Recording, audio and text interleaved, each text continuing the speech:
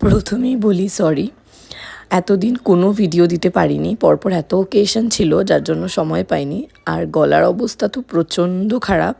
2-3 cup চা খেয়ে আমি ভয়েস ওভার দিতে বসলাম, না হলে কথাই বলতে পারছিলাম না। প্লিজ একটু কষ্ট করে শুনে নিও। এগুলো না হচ্ছে ফ্যাসা মাছ, যেগুলোর খেতে তো খুব ভালো লাগে কিন্তু কাটা একটু বেশি। তো এই মাছটা আমি সর্ষে দিয়ে আজকে ঝাল বানিয়েছিলাম।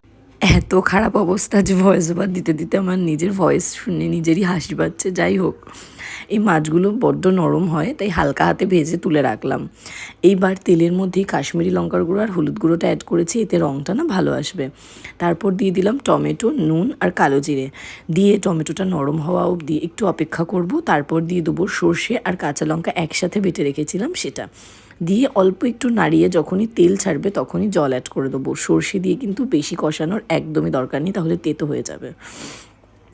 তারপর যখন ঝোলটা ফুটতে শুরু করবে তখন মাছটা দিয়ে দেবো, আর দিয়ে দেবো চেরা কাঁচা লঙ্কা। মাছটা দেওয়ার পর জাস্ট 3-4 মিনিটই রান্না করব। সরি।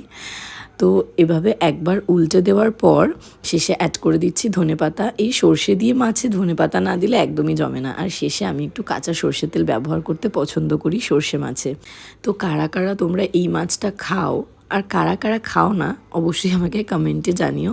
এইরকম ভয়েস ওভার কষ্ট করে শোনার জন্য থ্যাংক ইউ সো মাচ। দেখা হচ্ছে নেক্সট অন্য কোনো রেসিপিতে। বাই।